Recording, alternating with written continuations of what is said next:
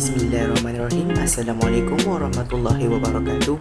And good morning to Sir Khairin Nazmi and all my beloved friends. So today I would like to present our relative topic, but I will introduce myself first. First, me as Muhammad Din Hakimi bin Harun Nizal. My number metric is 30 DLS 22F1005 from DLS 4A. So today we will like to present our relative topic, which is export and import procedure. So what is that? Let's see now. So there are 7 tables of content that we need to learn today. First is meaning of export and import. Second, Ministry of International Trade and Industry, MITI. Number 3, Malaysian Investment Development Authority, MIDA. Number 4, Malaysia Quarantine and Inspection Service, MAQIS. Number 5, Royal Malaysia Custom Department. Number 6, Recommendation. And number 7 is conclusion.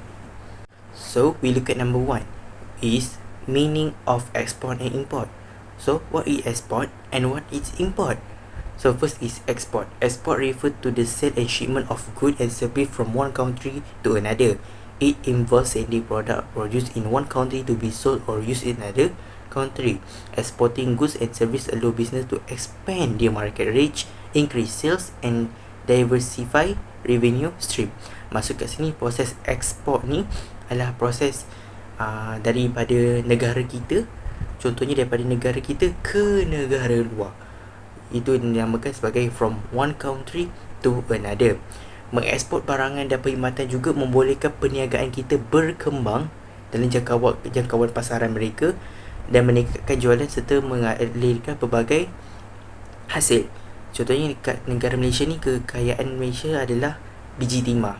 So contohnya negara China nak beli biji timah di negara Malaysia. So itulah maksudnya export.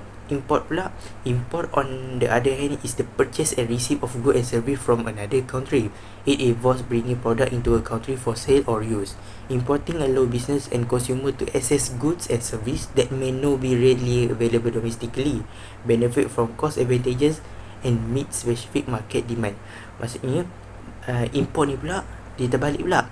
Import ni daripada negara luar ke negara kita, melibatkan produk yang dijual dan untuk digunakan. Mengimport juga membolehkan perniagaan mengakses barangan dan perkhidmatan yang tidak tersedia dalam negara, mendapat manfaat daripada kelebihan kos dan memenuhi permintaan pasaran tertentu.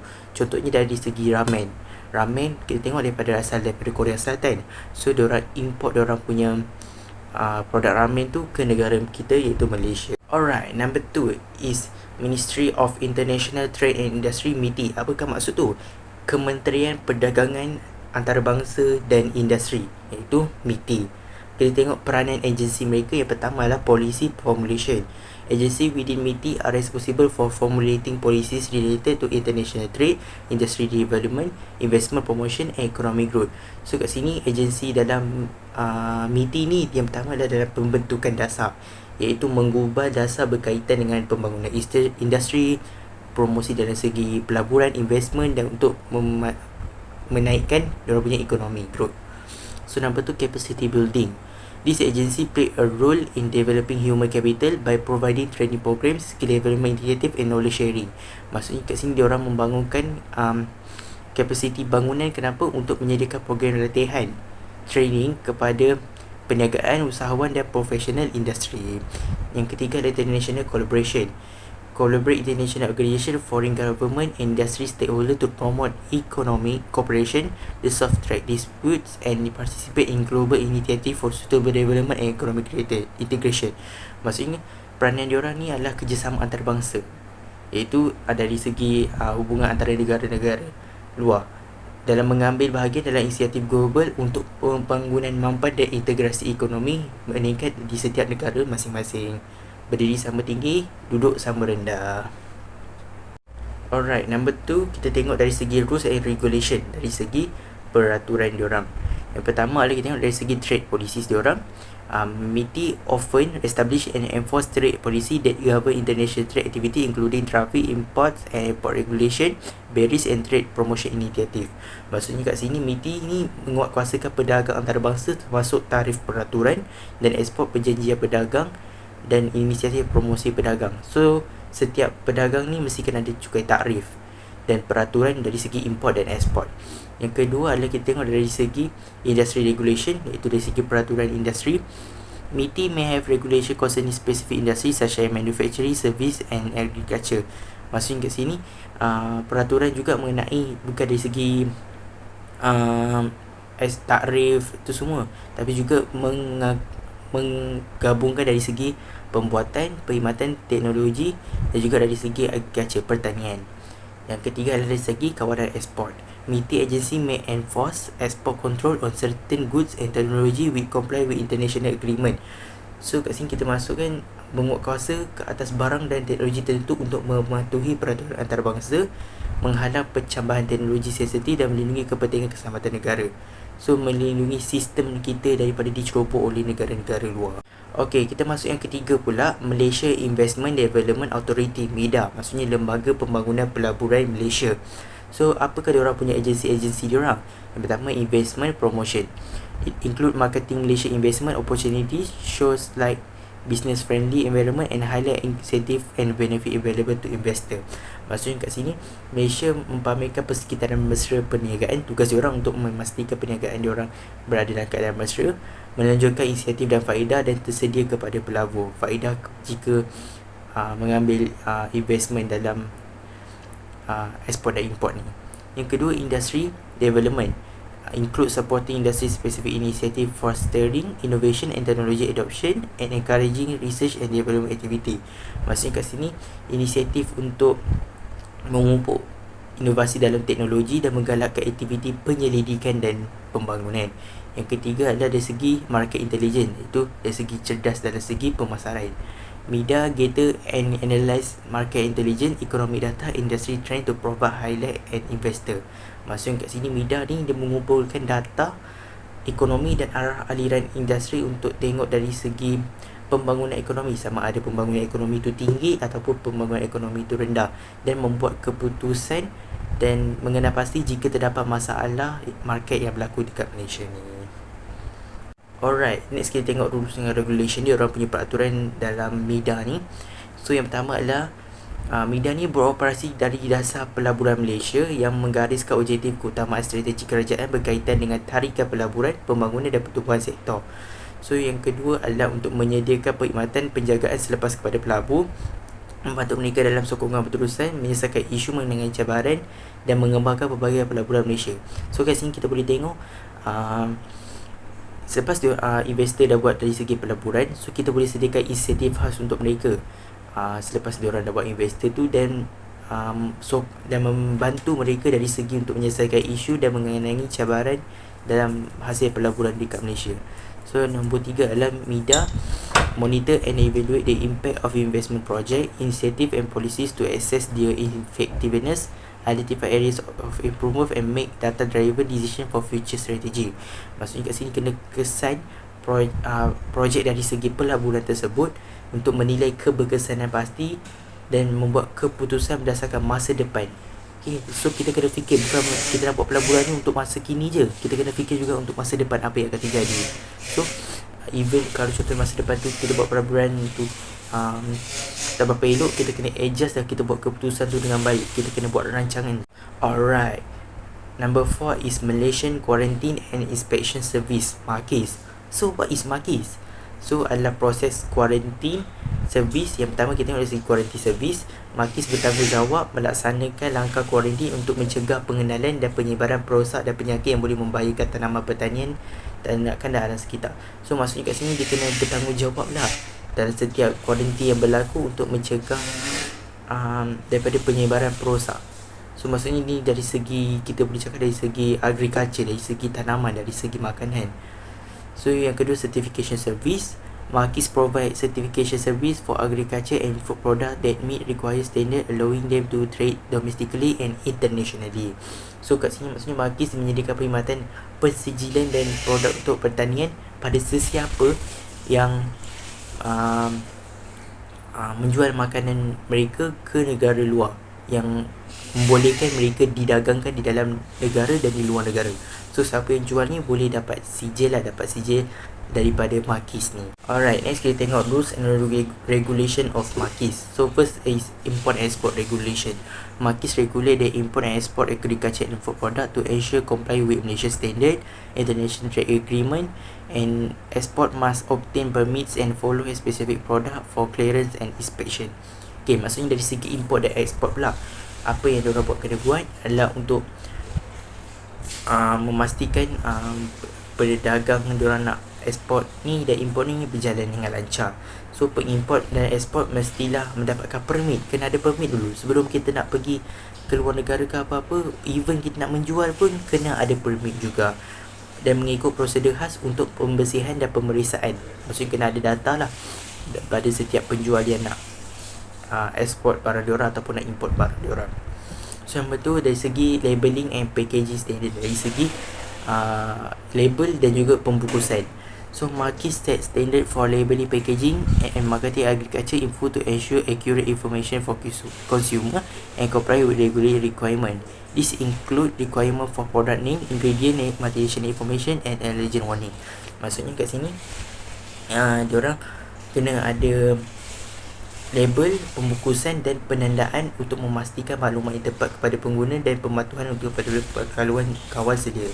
So maksudnya bukan dari segi kita penjual je yang kena ada label tu semua. Maksudnya kena nak export barang luar pun kena ada label, kena ada packaging yang bagus. Sebab apa? Kita nak jual pada customer. Customer nak tengok mestilah dari segi packaging kena elok, kena ada label, kena ada detail-detail.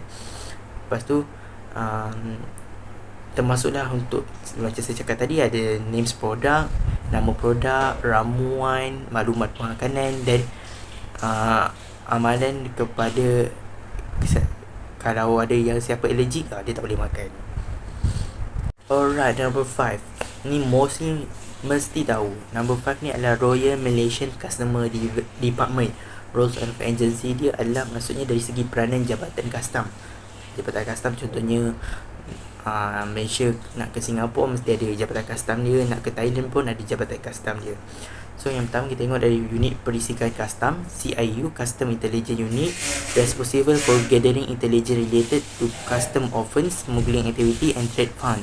They work to identify the investigated potential risk and illegal activity related to cross-border trade. Maksudnya kat sini kena bertanggungjawab mengumpulkan berkaitan dengan kesalahan kastam, contohnya seperti aktiviti penyelundupan dan penyelundupan dan penipuan perdagangan. Ni mesti dah banyak berlaku So pihak kastam mesti kena check betul-betul, kena tahu detail tersebut, dia jual apa, dia tak penuhi syarat-syarat dia orang. So yang kedua adalah lagi segi Jabatan Excise Department, CED. CED tasked with managing excise duties of specific goods such as alcohol, tobacco and petroleum product. They ensure compliance with exercise regulation and collect duties of this good. Maksudnya kat sini CED ni tugaskan untuk menguruskan duty excise. Duty excise tu contohnya macam segi alkohol, tembakau dan petroleum. Kenapa diorang buat macam ni? Untuk memastikan pematuhan peraturan excise dan mengudik duty ke atas barangan ni. So barang-barang yang kena duty excise ni adalah contohnya macam alkohol, tobacco and petroleum product. Okay, seterusnya apakah rules and regulation of Royal Malaysia Custom Department? So first kita tengok custom regulate the import export of goods into and out of Malaysia. These include custom duties, tax and restriction of certain items such as prohibited goods or goods require specific permit.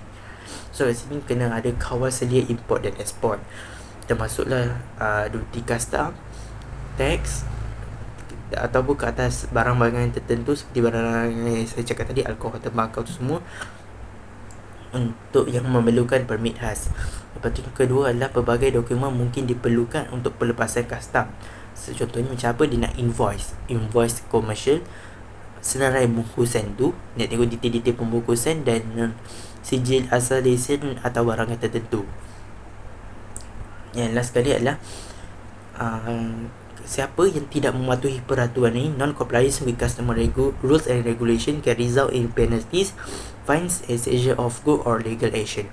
Maksudnya sesiapa yang tidak mematuhi peraturan custom ni boleh mengakibatkan kenakan penalti denda, rampasan barangan dan boleh mengenakan tindakan undang-undang. Okay, alright. Number 6 ialah recommendation of overall export and import procedure. So number one is Royal Malaysia Customs Department, Custom Malaysia, play a role, regulate and facilitate international trade by enforcing custom regulation, collective duties for tax and providing guidance import and export procedure. So custom ni memainkan peranan yang penting lah, sebab dia adalah merupakan satu poin yang penting untuk dalam aktiviti ekspor dan import ni. So diorang kena check dari segi detail-detail data mereka, dari segi pembungkusan mereka, penjualan mereka, supaya apa? Supaya tidak diorang tak bawa masuk barang-barang yang bahaya ke dalam Malaysia, contohnya kepada negara lah, yang boleh contoh membahayakan kepada negara. So nombor tu adalah Lembaga Pembangunan Pelaburan Malaysia, MIDA. MIDA ni kita boleh cakap kan, MIDA juga boleh menyediakan maklumat dan sokongan berharga kepada syarikat Malaysia yang ingin mengembangkan aktiviti ekspor mereka dan mewujudkan perkongsian antarabangsa. Apabila dah wujudkan hubungan antarabangsa ni, so kita boleh kenal diorang punya tata cara diorang. So kita juga boleh promosikan kita punya barang dekat negara luar. Tak semestinya negara luar je boleh promosi barang diorang kat negara kita. Kita juga boleh buat macam tu, tapi kena perhatikan standard-standard yang telah diarahkan oleh Royal Malaysia Customs Department. Last but not least is conclusion. Export and import procedure in Malaysia are governed by various agencies such as MITI, Custom Malaysia, MIDA and MAKIS.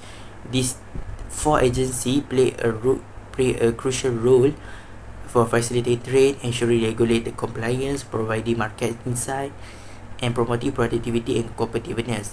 Maksudnya kat sini diorang kena mematuhi peraturan yang telah disediakan untuk menjalankan aktiviti ekspor dan import, dan juga mereka significantly from the service and support offered by this agency to navigate the complexities of international trade successfully.